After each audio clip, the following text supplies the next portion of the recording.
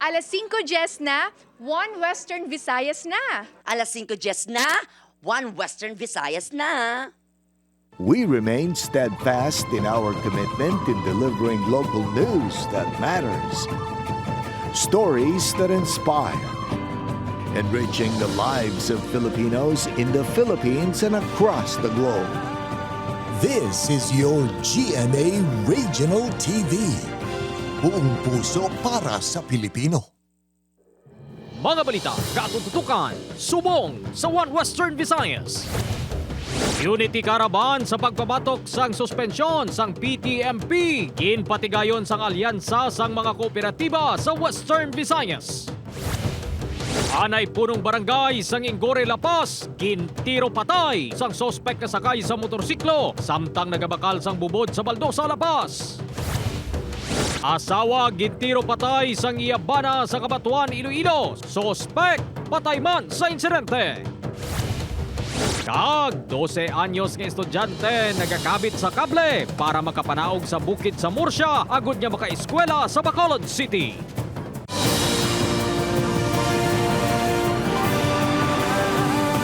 Ini ang GMA Regional TV 1 Western Visayas. Mayong hapon, live sa GMA Iloilo Station. Ako si Jethro Charlatan. Kag, ako naman yung kapusin at Bretos Live diri sa GMA Bacolod Station.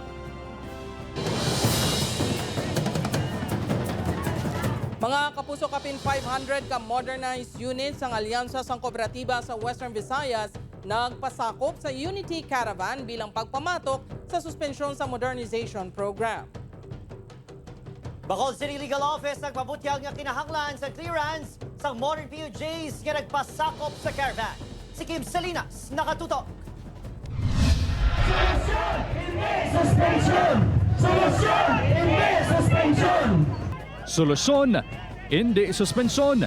Ini ang singgitan sa mga katapos ang Western Visayas Alliance of Transport Cooperatives and Corporations Incorporated sa ginhiwat nga Unity Caravan subong hapon tuhoy sa ginaduso nga suspensyon sa Public Transport Modernization Program. Nagbuylog ang 14 ka mga kooperatiba sa rehiyon sa caravan halin alauna tubto alas 3 sa hapon. Dapat solusyon ang ihatag sa aton legislative body, sa aton senador sa mga problema subong nga nagakatabo kay nga programa bag-o, hindi kay suspendyon. Apisar nga naguntat biyahe ang kapin 500 ka modernized units, wala man apektuhan ang pampubliko nga transportasyon, bangod nagbiyahe sa gihapon ang consolidated traditional units. Nagpakigangot man ang alyansa sa LTFRB6 sa ginpatigayon nga caravan. We try to time it sa amo ng mga oras tungod amo ng lane hours, hindi gid masyadong makasablag sa aton mga nagabiyahe. So after 3 o'clock, back to the original nila nga road. Ang pila ka drivers ng modernized units nagakahangawa pananglitan nga temporaryo nga untaton ang PTMP. Damo maipektuhan siguro ka mga pasahero nga kung sabagay nasanayan naman na dyan. Kusako no, hindi dapat pag suspendyon na kay iti amo na ni naumpisan mo. Damo madulaan mo ubra. Pao ko kag driver. Pati gutom man pamilya ko eh. Sa tunga sang posibilidad sang suspensyon sang PTMP, nagpakita man sang ilakusog ang modernized units kag transport cooperatives sa transport caravan sa Bacolod City. Pahanumdum lang sang bitaw, hindi pagibutang sa alang-alang ang mga sumalakay. Ma-resensya sa PFRB, kaya kung ano nilang public hearings, basi mapang-anon sa sang PFRB. Nagapati naman ang head sang Committee on Transportation sa Bacolod City Council nga dapat pamatian ang parehong abayin sang modernized units kag traditional PUJs. No less than 73% or about 75% nagpasa idalom sa jeepney modernization program. So very clear nga majority ang nag-upod sa programa. Minority ang nangapangontra. But nevertheless, inapamatian natin sila. May pila naman ka modern unit drivers kag mga nagpa-consolidate nga wala nagpasakop sa caravan. Upod Caramel Porquia, Kim Salinas. 1 Western Visayas. Samtang mga puso sa Bacolod City naman mga tenants sa Manukan Country nagamat-amat na silo sa ila temporaryo nga site. Samtang mga pasaway nga sidewalk vendor ipaidalom sa clearing operations. Yaring balita nga itong gintutukan. Sa sunod sang kapinduha ka tuig, ini ang mga temporaryo nga Manukan Country. Kanga isang food court ng plastada kung saan magapwesto ang masobra 20 ka Manukan stall owners. Sa Agosto 19, natala na nga magsaylo na dapat ang tanan nga tenants ng Manukan Country. Agud maumpisahan na ang demolusyon para sa redevelopment. Talalupang doon nga matamat na nga nagsaylo ang mga stall owners sa lugar. Wala sang balayran sa temporary site. Apang, kinahanglan nga magtipon sang ibayad sa utang sa renta sa daan nga Manukan Country. Kung hindi makabayad, hindi ini sila pagtagaan sa pwesto kung mahuman na ang bago nga Manukan site. Sige, laban to, dako tong ano mo.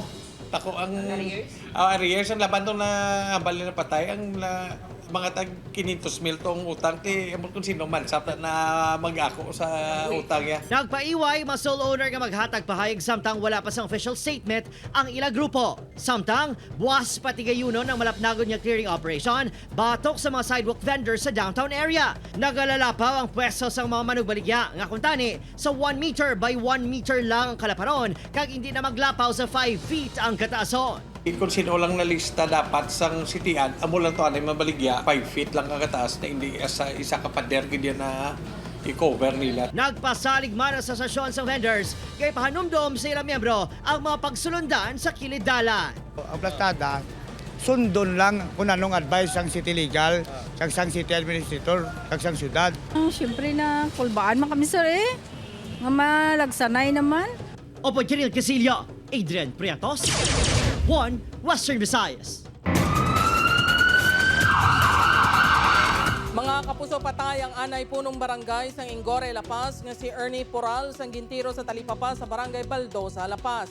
Dispensa lang sa atong mga kapuso bangod sensitibo ini nga video. Makitaan sa sining nga CCTV footage nga si Poral ang nagabakal sang feed sa isa ka stall. Mation-tion nagpalapit ang lalaki nga nagasuksok sang itom kag naka-helmet, naggabot sang pusil kag gintiro ang anay punong barangay.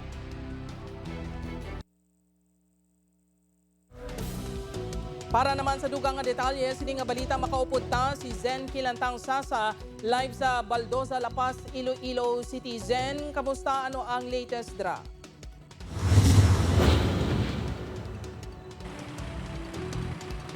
Jerk, ginapakamalaot sa mga residente sa barangay Ingore, La Paz ang pagtiro patay kay anay punong barangay Ernie Poral.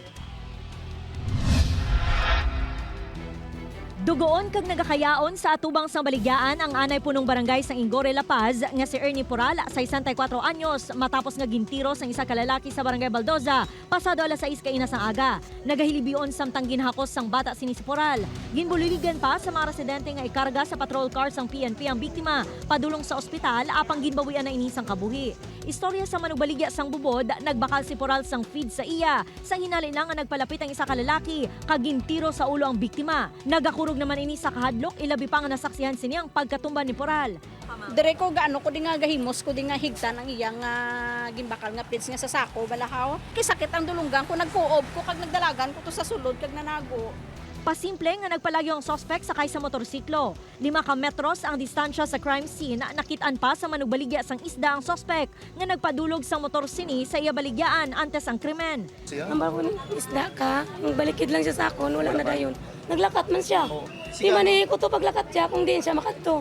Base sa nakuha sang kapulisan nga laragway sang sospek, nakasuksok ini sang itom nga jacket kag naka-helmet. Sa panaysayon sang abyan ni Poral, routine na sang biktima ang pagpangape sa aga kag magbakal sang bubod. Natabuan man nga upod sini ang iya asawa nga naninda. Sunod sa abyan sini, maayo nga tao si Poral kag may panindugan. May mga namensyonar man ang biktima angot sa negosyo sini nga inugbulang nga manok, apang wala na sinigin detalye pa. Kausa yaman na nga parte sa mo gusto yan na iya mga due process nga tawag lang pang barangay. Amo ginayang gusto ya. Di may something da nga nakita siya nga daw sala ko no. Ga-advise man na sa iya. Makulupod kami. Di ano mo na kay na-timingan sa. Nagmando na si ICPO Director Colonel Kim Ligada sa mga investigador nga padalman ng investigasyon agud madakpan ng sospek. Hindi pa ginamo ni ma-determine no, ma-ascertain ang background. We are focusing sa hot pursuit operation. Nag-interview kita sa mga witnesses. May na-recover nga basiyo sang bala sa lugar apang hindi pa matumod kung anong armas ang gingamit sang sospek. Ginakondena naman ni Iloilo City Mayor Jerry Tranyas ang pagpatay kay Poral.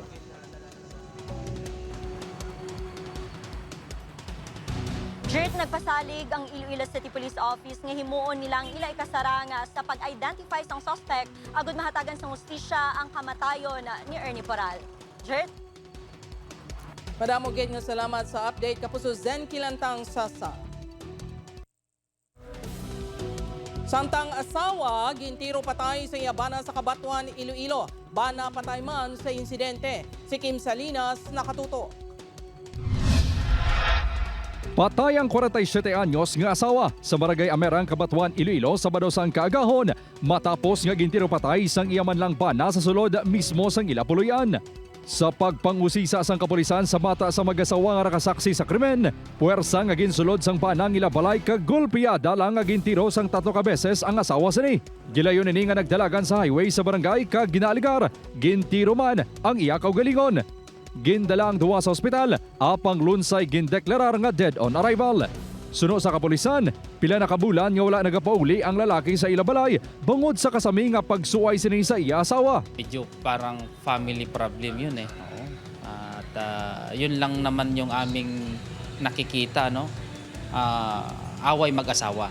Sunod naman sa punong barangay, nakaagi sila padulong sa balay sa mga napatay bangod sang kinagamo sa tunga sa mag-asawa. Siguro mga 2 months or 3 months na ang nagligad. Suno sa ila nga nang may paggintayaan man daw sang pusil ang asawa kag do may gamay siguro nga hindi pagintindihanay. Sa karon, ginakabig na sang kapulisan nga case closed ang natabo bangod wala naman sang pasakaan sang kaso. Apang ang palaligban nila ang lalaki nga nagkuha sang armas luthang nga gingamit sang sospek. May nakuha na ang kapulisan nga CCTV footage sa pagtaban sa pusil. Wala nagapati ang kapulisan nga may koneksyon na nagtaban sa pusil sa mag-asawa o kung may kahilabtanan sa krimen. Doon muna kami siguro mag-focus para ma-recover natin yung baril at the same time ma-identify natin kung sino yung pumulot na yon. Upod Kiromel Porquia, Kim Salinas, One Western Visayas. Mga puso, bilib, grade 6 student nga taga Banwasang Murcia nagakabit sa kable para lang makatabok padulong sa iya eskwelahan sa Bacolod City. Ang iya pinasayang istorya, gintutugan ni Aileen Pedreso. Daw kasubo nga naga-adventure lang samtang naga-zipline ang ini nga bata nga lalaki. Pero hindi ini lingaw-lingaw lang. Ini na ang nanging kabuhi sang 12 anyos nga si L. James Ritisa sa kada magpadulong sa eskwelahan sa Alberto D. Arceo Senior Elementary School sa Barangay Alangkilan sa Bacolod City. Upod sini ang amay nga si Ricky nga nagkakabit sa kable halin sa nabukid nga bahin sa Murcia sa Barangay Santa Cruz. Suno kay James, ini na ang pinakalapit o kung shortcut para mas madasig nga makatabok sa syudad. Layo man ang ginalakat sini kag sang iya amay antis makalabot sa bahin sa bukid kung sariin sila umpisa nga magatabok sa kable. May alternatibo nga alagyan apang yara sa 30 minutos, tub-tub 1 ka oras pa antis sila makalabot sa Barangay Alangilan. Gani na andan na sa pamilya ka mga himata sini nga naga-eskwela man sa syudad nga magkabit sa kable para makatabok. Wala na ini nagabatsyag sang kakulba. Bangod na anda na sini ang ini nga buluhaton. Sing grade 3 ko, daw nakulbaan pa ko kay una-una ko itong sakay. Doon nasanay na ko. May seatbelt man kong akon. Tapos si Papa, may harap man sing iya. Tapos kinaguyod lang ako. Aminado si James nga pagpanghangkat ang pagkabit sa kable kung maulano ng tiyempo. Apang initanan, iya ginitinghuan nga mga lampuasan para lang makapadayon bilang grade 6.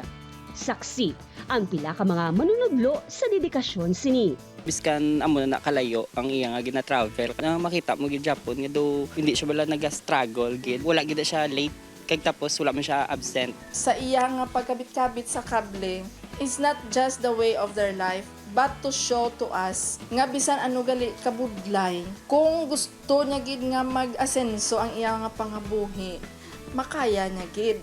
Ang amay ni James nga iya kaupod sa adlaw-adlaw, nagapasalamat sa mga nakahangop sa ila sitwasyon. Nagalao man ini nga sa pila ka adlaw, magabunga ang sakripisyo sa iya nga anak. Eskwela lang mayo din, kay pila ka adlaw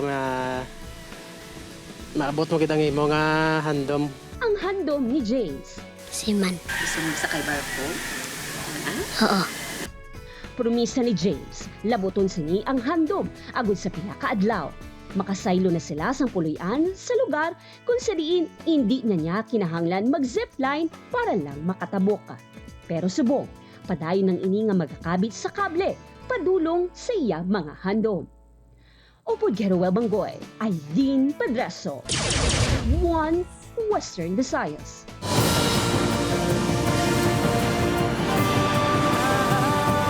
Ini ang GMA Regional TV 1 Western Visayas. Mga kapuso, nagaliho-liho nga ido sa syudad sa Iloilo, madamo sa gihapon, apisar na pasar na ang Animal Welfare Ordinance sang syudad. Ini ang gintutukan ni Kim Salinas. Malapit isa ka bulan matapos na aprubahan ang Animal Welfare Ordinance ng Iloilo City.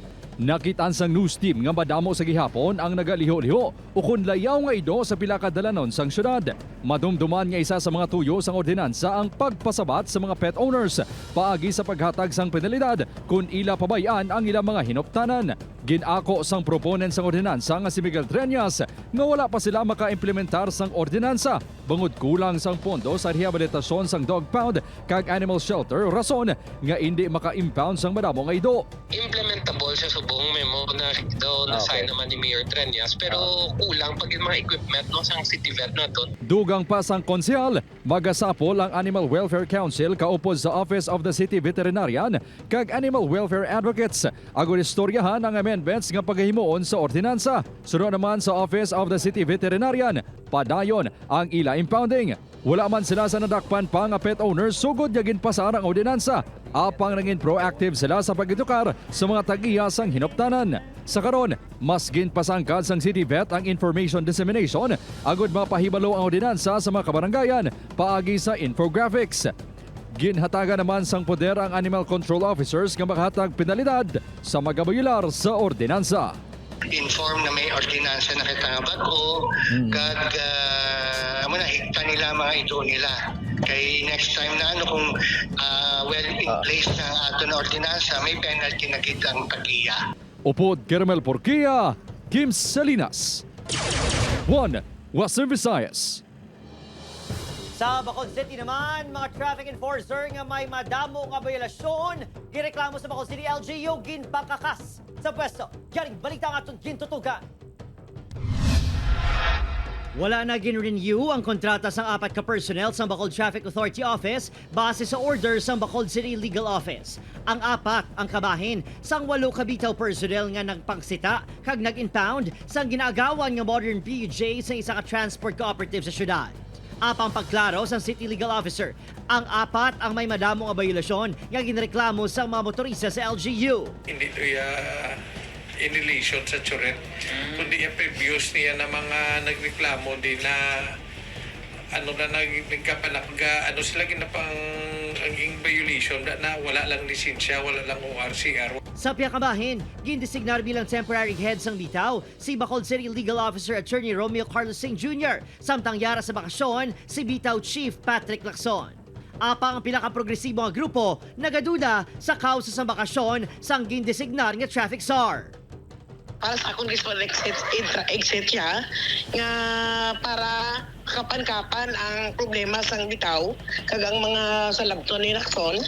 Siyempre ara si Lacson sa kay Mayor Albi, protektahan niya.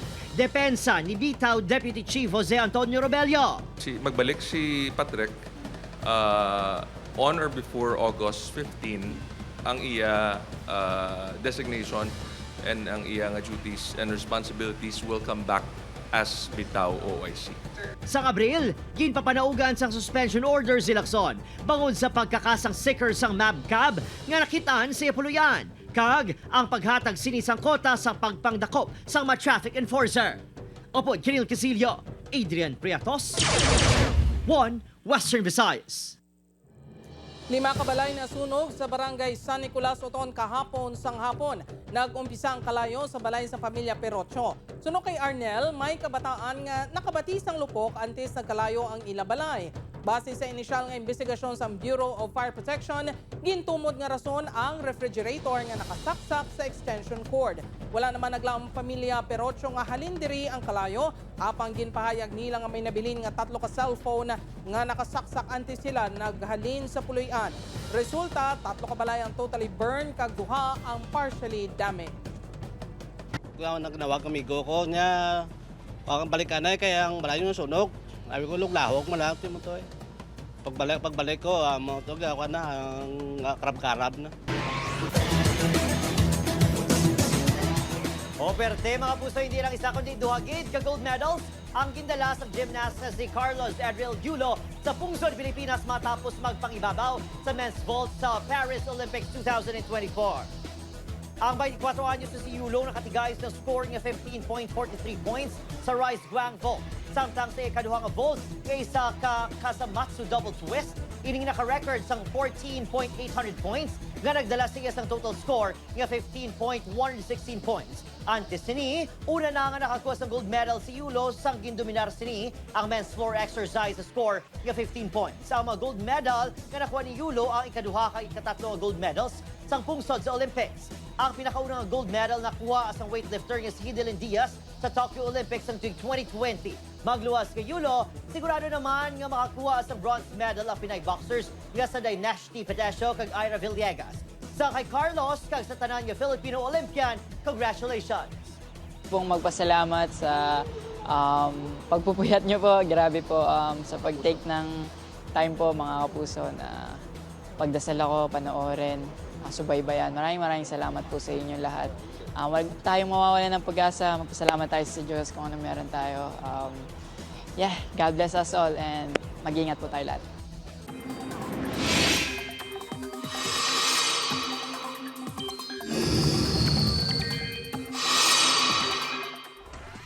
Mga puso, isa naman kay LPA o low pressure area ginomonitor karon sa sulod sang PARO kung Philippine Area of Responsibility. Ulihin na siplatan ang LPA masobra 1,000 ka-kilometro ang kalayoon sa nasidlangan sa extreme northern Luzon. Suno sa pag-asa sa subong manubong chance sini nga mangin bagyo apang pwede pa nga magbago sa mga masunod nga adlaw. Wala sa epektong LPA sa pungsod apang bangon sa habagat kag patiman sa localized thunderstorms magaulan sa pinakabahin sa pungsod.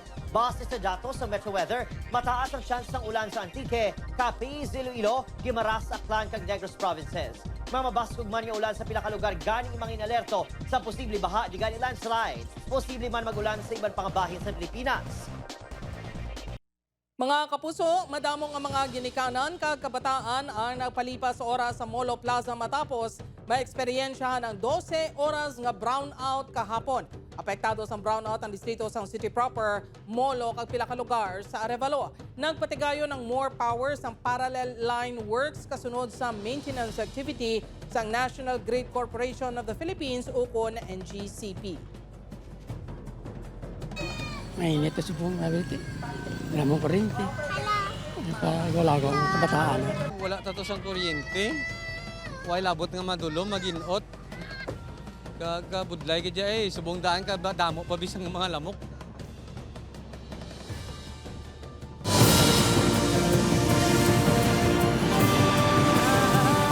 Ini ang GMA Regional TV 1 Western Visayas. Kapuso sa Bacolod City naman, matapos ang pinakadlaw nga pagpakigbato sa ospital, nagtaliwan na si Alejandro Tiad, 49 anyos. Si Tiad ang presidente sang Purok Kingfisher sa may barangay 16 Bacolod sa diin may nagluntad nga sunog sang tinalikdan nga semana.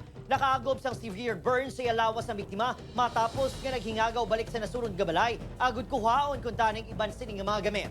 Nagpasalig ang barangay pati man ang Bacolod City LGU nga buligan ang pamilya sang biktima ilabi na sa balayran sa ospital. Igahay ang bangkay sang biktima mismo sa iya sining nga palian. Wala untat nga pangitao di siya sa ko to sa punta. Pero kabugat mo to kanang isang tangga pangitao sa do ka feel ko ara gid sa solo daw.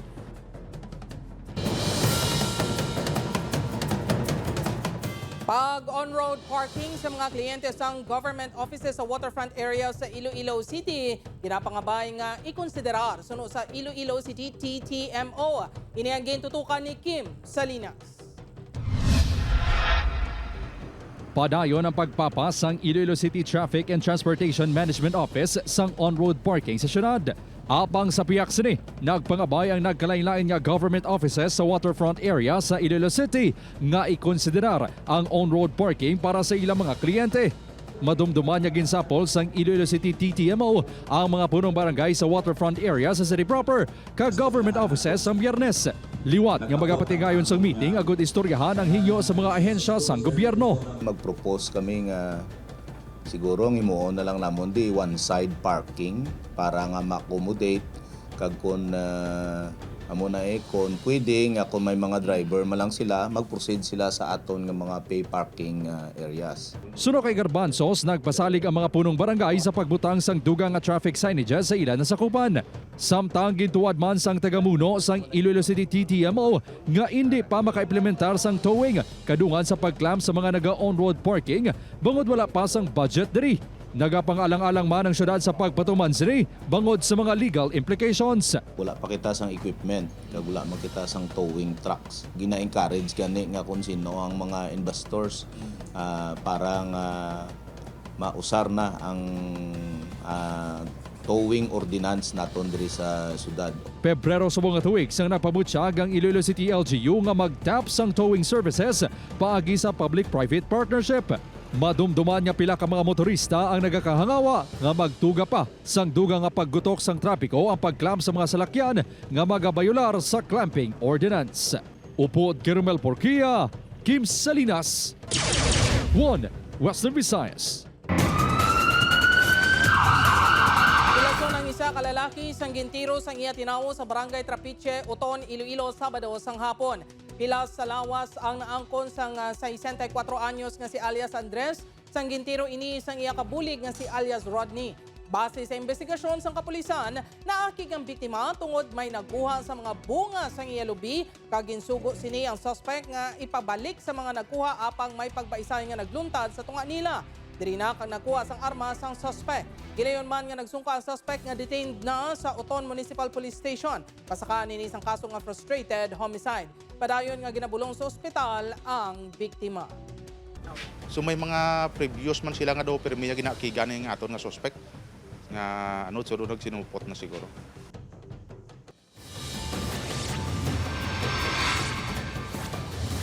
Preso subong sa karsel sang Uton Municipal Police Station ang duha ka mga high-profile individual matapos nadakpan sa ginka nga bypass operation sang Regional Police Drug Enforcement Unit sa Barangay Kagbang, Uton, Iloilo sang Agosto 2 sang hapon. Ginabantay 140 gramos nga nagabalor sa masobra 900,000 pesos. Sang suspected shabu ang nakuha kanday alias Dennis, 42 anyos, kag alias Custodio, 37 anyos, lunsay mga residente sang barangay. Ginpahayag nga nagakatabo ang transaksyon sa barangay kag kalabanan sa ilang mga parokyano ang halin man lang sa iban nga lugar sa 1st District.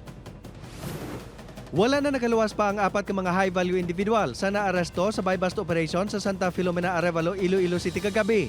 150 gramos nga nagabalor sa masobra 1 milyon ka pesos ang nakumpiskar sa mga suspect. Suno sa kapulisan, nagtuyo pa kung tani magpalagyo ang duha ka mga subject nga sanday alias Nonoy kag alias Dagol. Apang matapos ang 30 minutos, nakitaan sila nga nagapanago sa kisame sang ginarentahan nga balay ni alias Nonoy. Magluwas sa droga, nakuhaan man sang pusil si alias Nonoy. Na-recover na sang otoridad ang bangkay sang 28 anyos nga lalaki nga ginaaligar naglumpat sa taytay sa floodway sa Barangay Buhang Haro sang Biyernes. Sa pagpangusisa sang kapulisan sa asawa sang lalaki, ulihin nga nagkanto ang biktima sa ilabalay sang Hulyo 31 kag nagbilin pa sang kwarta para sa ila pamilya. Nagdesisyon ang pamilya nga hindi na pagipa-autopsy ang bangkay sang lalaki bangod nagapati sila nga wala man sang natabo nga foul play.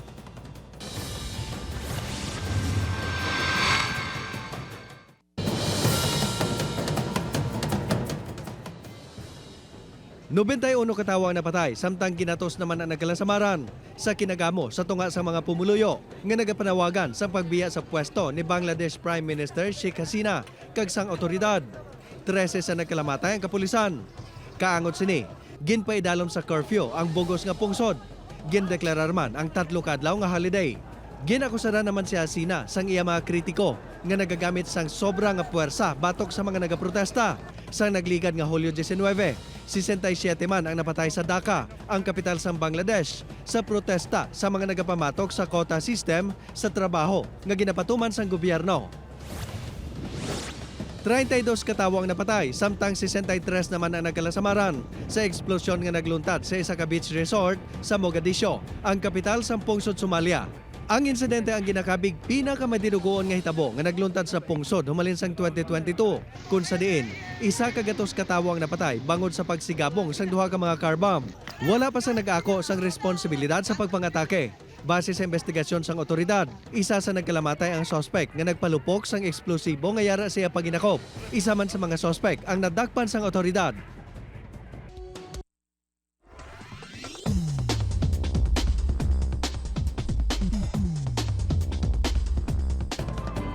Sa aton mga puso diri sa Western Visayas, nagsubong man sa aton mga puso abroad. Madamong gini salamat sa pagtutok. Ako si Eden Prieto. Kapuso mag-isa kita ang kagibaluan ng mga balita tungkol local news matters. Ako si Jethro Charlatan. Ini ang One Western Visayas. Bugos nga puwersa para sa mas dako nga misyon kag mas masangkad nga pagserbisyo sa puso.